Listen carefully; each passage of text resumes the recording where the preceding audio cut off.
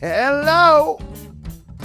It's Heavy Things Lightly. It's a podcast. Today here's what happened. I had all these other things like pets planned. And then I had an emergency podcast that made me scream and yell about white nationalism. And then you're like, that's not really about your work, John. Well, the podcast is about the old and the new world. And then if you look at it, this idea that the world is changing is like it's just ever increasing, this idea in all of our minds that there's all this change. And so the big change this week, for me anyway, was talking about USAID, United States Agency for International Development, which many of you thought was a humanitarian organization.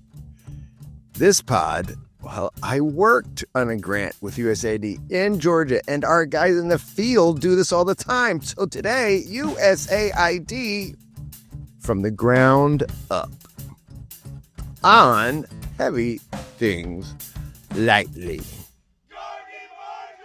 Andrew, I'm trying to get Andrew. He was just on the phone. Now he's off the phone, so you might call back. But today, so guys, guess what? I want to tell you about USAID as it truly exists. And I've got my glasses so I can read something. We're going to listen to a podcast too. And I think this will make sense. Here's a take on what to think about our government and its humanitarian aid efforts and how this works. So in 1994, I went to work in the Georgian Republic for International Orthodox Christian Charities, who were recently named in some of the USAID documents. That's right. They are doing a lot of stuff on the American dime. I just want to say right now, that's fine. IOCC was awesome to me. Wonderful. Treated me right. First Things Foundation, we don't take any dough from anyone except for you. We take your dough. We've somehow managed to send people around the world on very little dough. Well, let me put it differently. You've given a lot of money, but we don't take grants.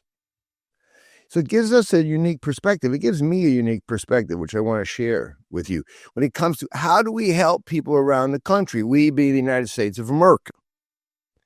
So I got to the Georgian Republic, no running water, no electricity, total collapse of society after the fall of the Soviet Union.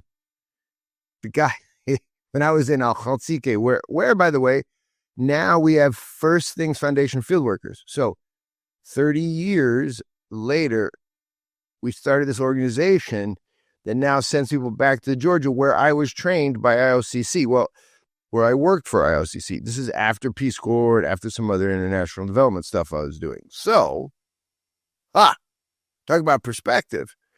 I got there, and the IOCC got me a driver. First of all, First Things doesn't do drivers. You just take local transport. But there's basically no local transport because there's basically no fuel.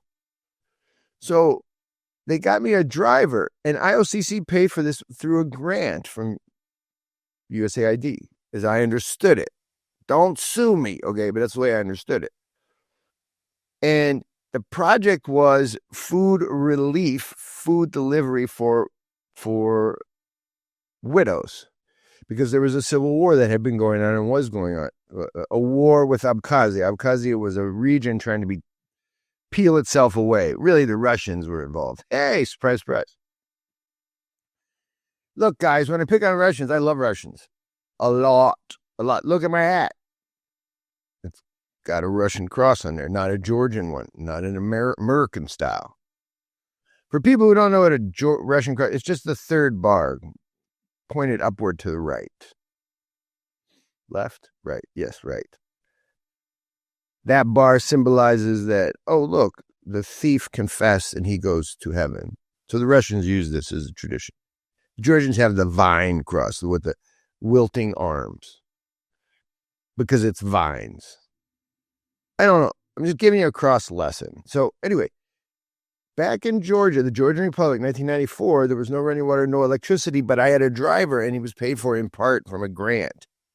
The grant allowed us, me specifically, to get sent out into the boonies and live down south where it had been really neglected. It was a non-military zone, a demilitarized zone. It was where literally NATO met the Soviet Union.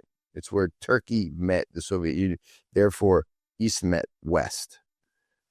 And so no one had been there walking around as an American, and I was the guy. Changed my life in a lot of ways. My driver was a guy, I don't think he could write. His name was Machals. Machals, if you're out there, hey, Shin Magharibi Shinar. I don't know if he's out there. I haven't seen Machals in a long time. But he drove me around in a Jeep that the Soviets used to drop from helicopters. That's a true story. Our Jeep was so small you could drop it from a helicopter. We just drove around in that thing. And I worked down on the border in this part of the region, Javaketi, Samskhe, and basically did food relief. And the grant asked me also to do, let's call it business development / let's call it entrepreneurial development. So I was supposed to work with locals and have them develop a sense of marketing. For instance, I'll give you an example. I was put on the call to go to market where all these women sold cha-cha, which is like moonshine, and vodka. And there, they all sold it for exactly the same price, like 10 in a row. If anybody's ever tried. Oh, by the way, Gagimarjos, cheers to you. To Upalo, to the victory of the deep, to the deep one who gives us life. Gagimarjos, to your victory. I'm drinking.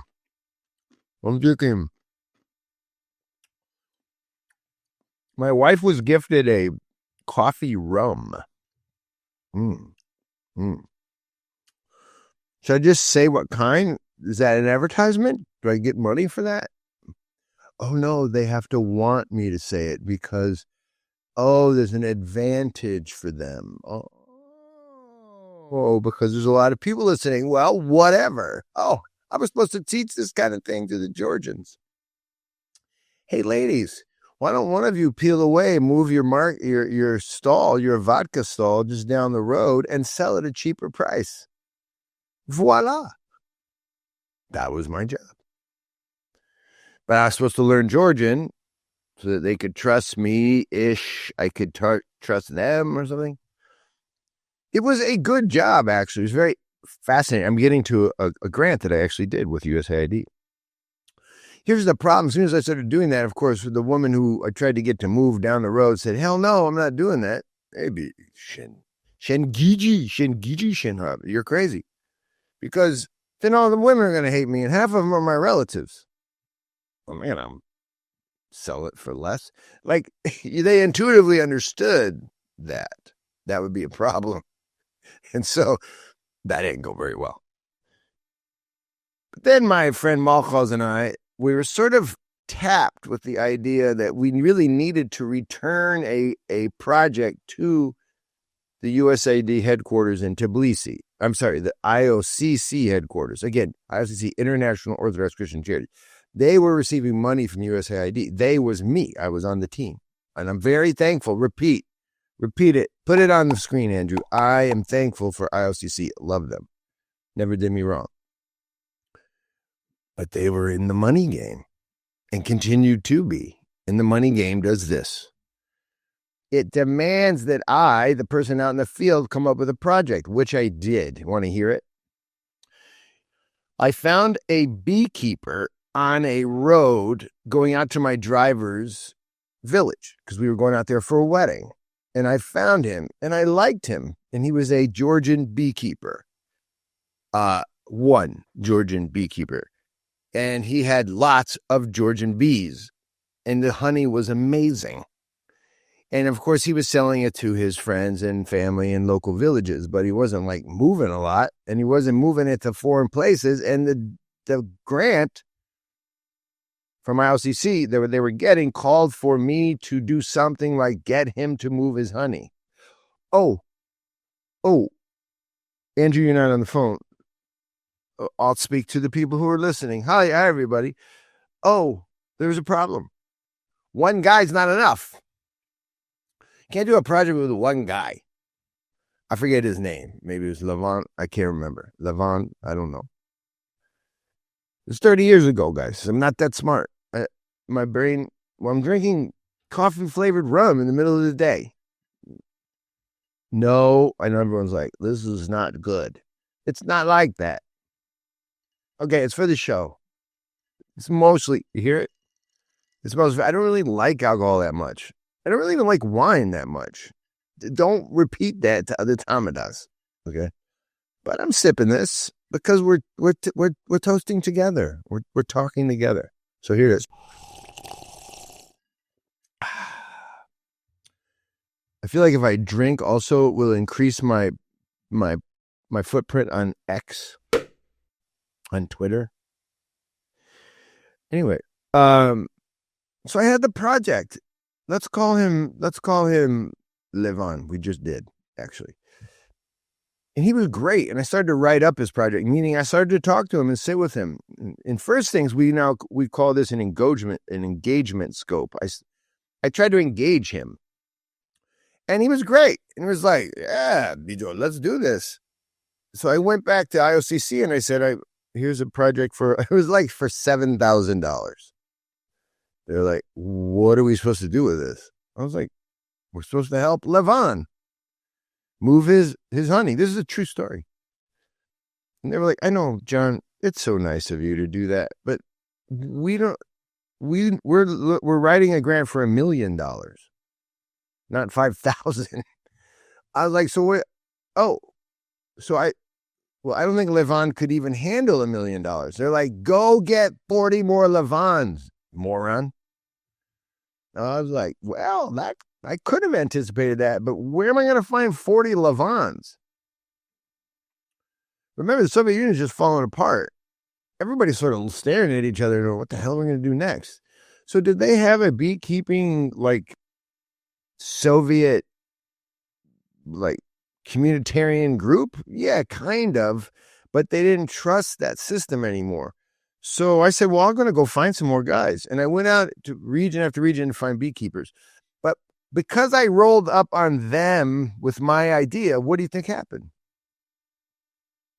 What do you think?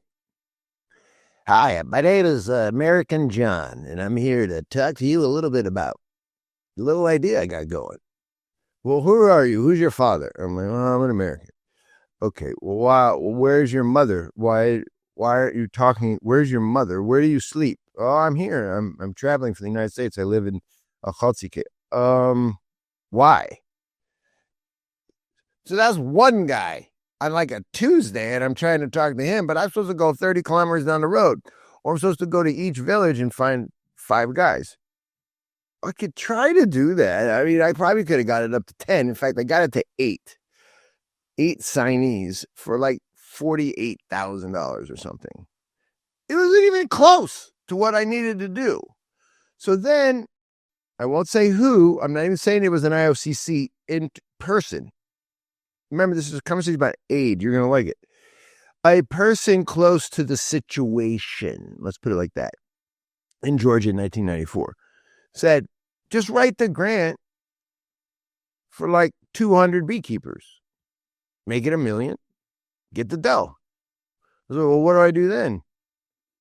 Well, then you take the dough, and then they'll all come like bees to honey. Because you'll have money. And then you organize them. Oh, so it's not this is my project. This isn't their project. This is my project, but I have the money. That is USAID. You see, at that point, I'm working in the interest of IOCC. because some of that, $1 million, goes to administrative costs, which, by the way, there's nothing wrong with that. I repeat, there's nothing wrong with that. I just want you guys to know, when you donate the first things, a little piece has to come to, what do you think? We're just doing this for free? Oh, wait a minute. That would be beautiful. But God has not created a universe where nobody has to eat food. Unfortunately, or fortunately, there's a cross involved. You have to eat food, which means you have to work because of the fallen nature of this life. And so, voila.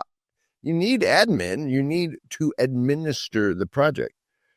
The problem is the admin becomes the reason for the project very quickly. Everybody can understand this. I saw it with my own eyes, but that's not the only thing I saw. Now you're going to really start to understand. In Mali, working in the Peace Corps, I saw a USAID program in conjunction with the Dutch. Just a year earlier, or 2 years earlier, I saw a program. Okay. There was a dam project that was fought against by the local villagers, the Malinke, the Manding people. But their regional administrator, a guy named Lassina, was super powerful. And he was from the Soninke, or he might have been a Bambara. He was a different type of this. Like, if people don't know, black people never don't call themselves black. Hello? They're Soninke, they're Bambara, Manding, Dogon. They call themselves like we call it, German, Swiss, French. Oh, weirdly, they're all white people. Are they, though? It's very weird. But anyway, so I was living in a Manding village, and they were not happy about this dam that was being built, and it had been built, to be honest. And it was diverting water, in order to serve that regional politician who was very powerful, who had been sent to this outpost, and he wanted some payback. And so he got a huge payoff from this dam. So guess what the Manding people did in my village and all around the whole region? They just went at night and stuff and just took their hammers and chisels and just stole the bricks and then built their houses with it.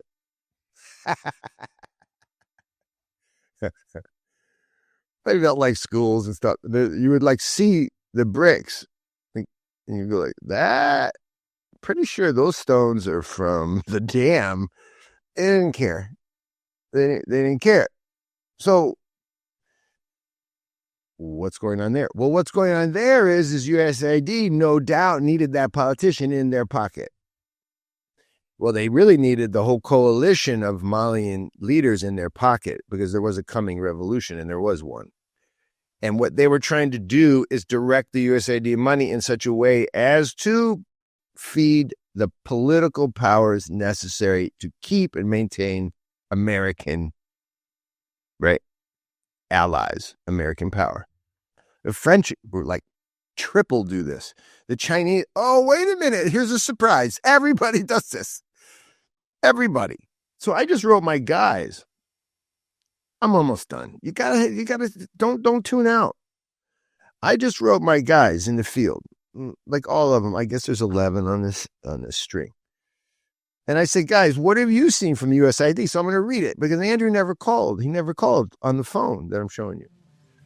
Hey, everybody, take a break from all that talking for that guy, and just imagine yourself on a voyage anywhere in the world. Then imagine that your voyage, booked by Gratitude Travels, Amy and Jamie, imagine that your travel is just automatically aids and assists First Things Foundation, which aids and assists some of the most beautiful local people around the world, mired in poverty yet filled with joy from a project affiliate, a project, how about this? A project that brings people together from all walks of life.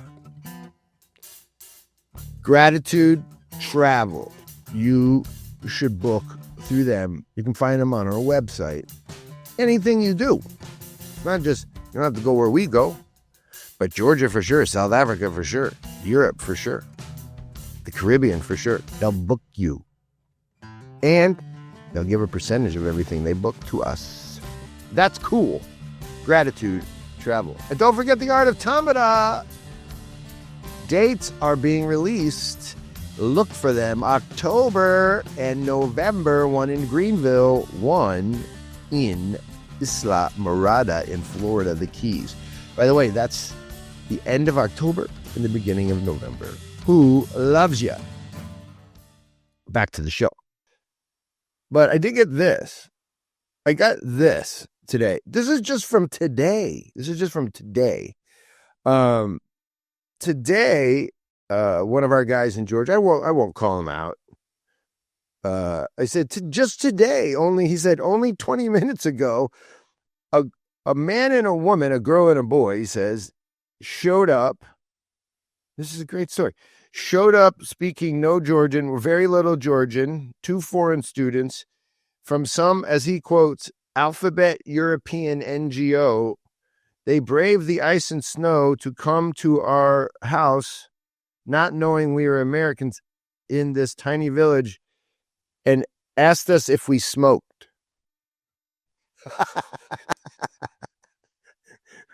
Hello, I'm the German. I'm wondering if you smoke.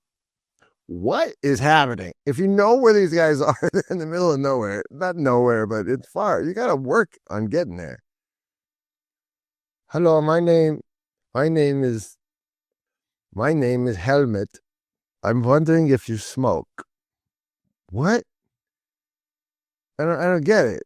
Well, he explained they're doing a survey so they can introduce anti-smoking initiatives into Georgia, where they've identified. And here's the fun part about USAID. They've identified. Bum, bum, bum. They. I don't know who they is. It's people in an office somewhere. They've identified that smoking is necessary to be destroyed. But I'm wondering why. Anyway, these survey, they're from an NGO that got a ton of money, either from USAID or from somebody in Europe, Soros, who knows. And they're staying in Al-Khaltsikeh just long enough to do the survey. And so here's another one. Oh, on the same people, it seems there was a girl and a guy, they spoke English, and the guy was a nerd who learned Georgian in a box. I don't know. Maybe he learned it from his phone. Anyway, I don't want to make fun of people. I'm trying to give you guys a USAID overview. So here's another guy from Georgia, one of our other field workers, saying, I've known lots of these type of NGOs, people who have tried to learn language, but they almost always live separately, and they exist within English-dominant spheres, even the Europeans. They come here with plans already laid out. Again, I want you to picture Al-Khaltsikeh is like Des Moines, but not even Des Moines. Like, it's a smaller town than Des Moines. So if you like going to Des Moines, you don't want to go to Des Moines. No offense to Iowa. I love you, Iowa. This is the place you're visiting for a particular task. In this case, it's a survey, but there's more. Okay, just from today, in Mozambique, Jacob writes that in Mozambique, Dimitri and I met a lot of people from the UN. They're usually sequestered, and they live in the cities, and they work 9 to 5 in an office, in a town, in a city. Then at night, they go out with other expats who work in offices. The time spent in the community is project-based. Community here meaning with Black people, with Africans. In the community just means not with Europeans or Americans. That's hilarious to me. It just cracks me up. I'm going to help the poor people of Africa. I might even meet some along the way. I wish I was making this up. So each time they go out, Jacob says they generally have a security plan that accompanies them when they go out to the villages. Okay, I'm going to repeat that. That's like if you went to go work in the wilds of Wyoming, and every time you went to a local town, you took a security detail with you. Forget about the fact that that's not dangerous. Oh, brother.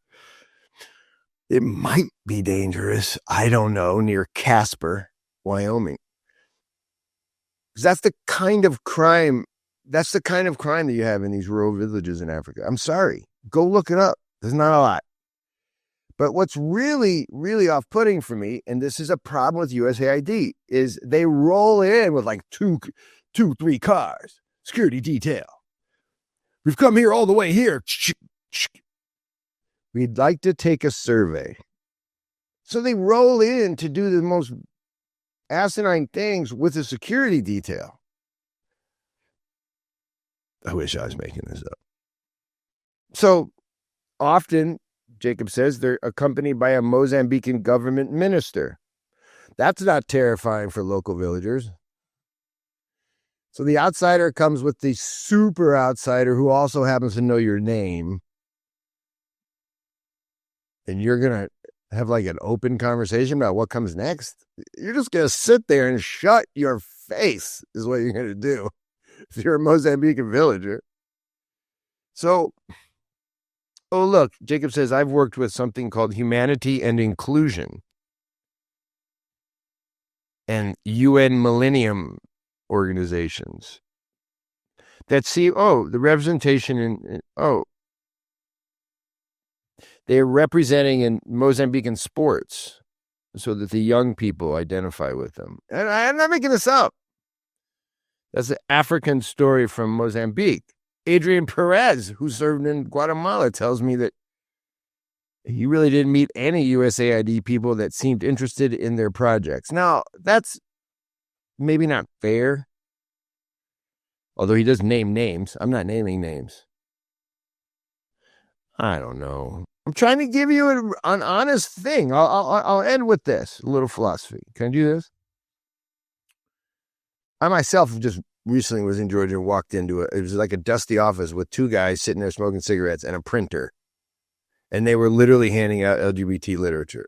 But they didn't even care if they handed it out to me. It was super weird. It was like I was in some sort of... It was just weird. They were like, here, take this if you want. And it's like, how to bring peace to Georgia through equal and fair rights. I saw that with my own face. All right. I want to end by saying this, and it's going to be, I think, well, you got to hear it. In 1527, a guy named Machiavelli died.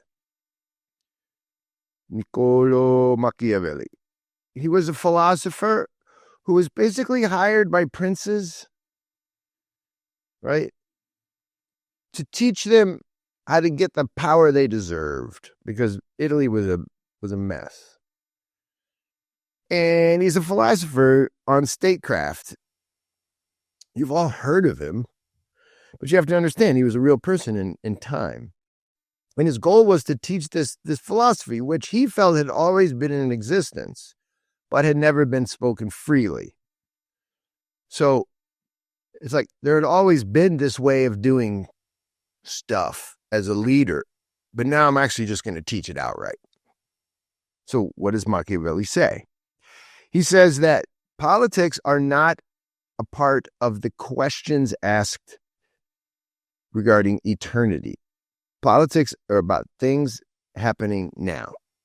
They are not meant to get wrapped up with conversations about divinity and eternity. Notice he's not saying he's an atheist. What he's saying is, are you hearing the antecedents of secularism?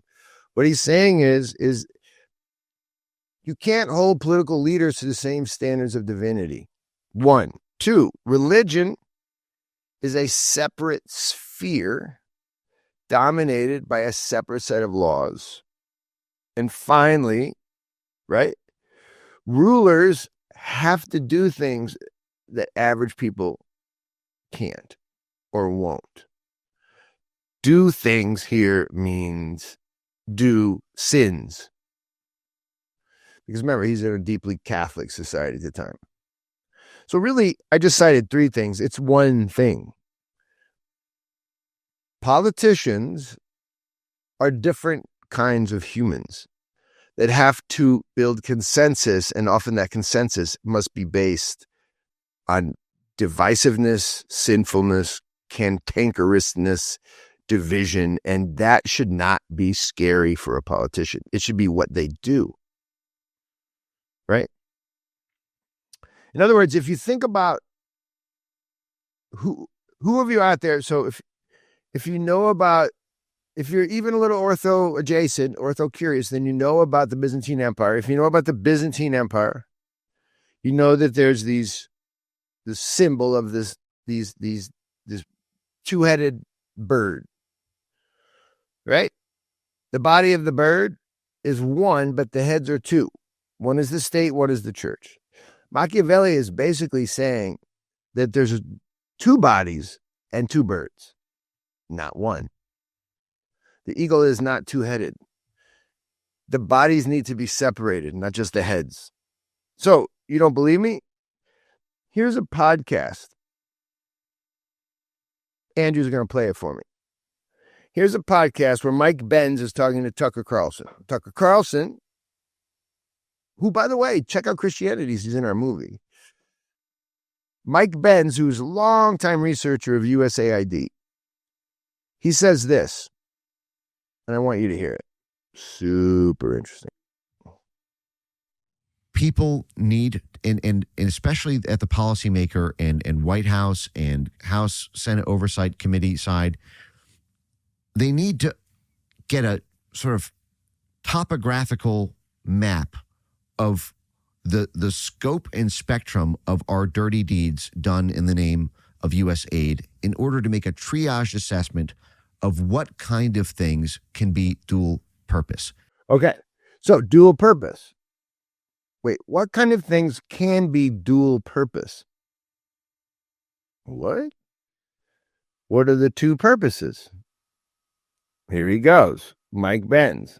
Everything USAID is dual purpose. It has to be. It's a U.S. It's everything has to advance U.S. national interests in some respect, whether we're irrigating poppy fields or doing poverty relief programs or public health. Something about doing that act has to advance some sort of U.S. national interest. Oh, hold on a second. Mike Benz, who, by the way, does a great job researching USAID, he is fully in on the foundational element, on the presupposition that, of course, what we do has to be in our interest. You heard him. Don't make me play it again. Of course, USAID has to be Machiavellian. Of course, there's a branch of our government that has to think entirely of itself when offering things to others. Here's my point. Is that true? I don't think it's true. I think a taxpayer who gives their money could give it to an administrator at USAID, who then gives it out of love to me in Georgia at that time when I was there, to some Joe Blow in Sierra Leone, who then gives it to a local person who really needs it, all because it's in the interest of that person. I'll say it again. Do you think your uncle could actually give something to their friend solely for the interest of the friend? Just asking for a friend. Do you think your mother could actually go to the store and simply, out of love for the cashier, just give her some money? Do you think that's possible? If you don't think that's possible, you're probably one of these people called a pragmatist, because that is the point of Machiavellian politics, is you just got to be a pragmatist. Pragmatist is also code for atheist. You see, the pragmatists and the atheists think there are things being done that God's not recording. Now, I know you're like, God's not just a camera in the sky, John. God loves you. Got it already. But he's omnipresent, omniscient. So he's also that.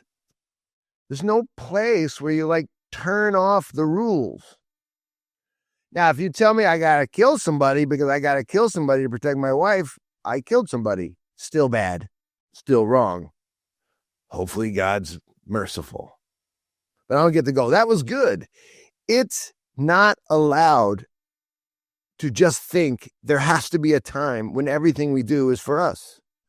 Now, you can apply that to statecraft. In other words, you can take pragmatist view and apply it to statecraft, as Machiavelli did. And now here's the trick. As everyone ever has done since all of the Enlightenment values were adopted, all the New World people adopted New World values. One of them is come on, John, give me a break. God's not involved in everything. He took a hike and he's watching from the deist mountaintop. He's watching, but he's not really interested. If you start from that premise, then you can have a two-bodied eagle. But there's only one body. There's only one reality. There's only one God. So our country is fully, but we're Christian. I know. No, we're not. They got to knock this off. It's ridiculous. We don't have a Christian country because we operate on the presuppositions of an atheist. That's how we roll. By the way, you're probably hearing that as like, John hates those atheists. Calm down. Atheists seem nice to me. I have a friend who's an atheist. His name is Uncle Seth. He's my dearest friend. That's not the point. The point is certain presuppositions create certain types of realities / actions. And that's how it works. And Mike Benz, who's very upset about USAID, which he should be, also is working on the presupposition that our country has to do things always and only for ourselves. That's not true. It's not true. And here's the trick. If you actually did it again and again, over and over in our foreign service, in our USAID, in our CIA, and they actually sometimes, not sometimes, always actually try to act on behalf of their neighbor, the whole system would be transformed. And now someone's going, but China would own us. Arr. Maybe. Maybe not. Maybe God's more powerful even than China. That's the end of my podcast, USAID Emergency Pod. Not really. Guys, who loves you? Thank you. Come to the Art of Tamada. It has been released into the wild. Look for the dates. We're doing one in Greenville. We're doing one in Islamorada. We need field workers for Mozambique. We need field workers for Guatemala. And become a monthly donor. Do it now. If you don't do it right now, then basically, why even go on living? Well, I don't mean that. Oh, gosh, I'm going to get in trouble. Who loves you? Bye-bye. Peace out.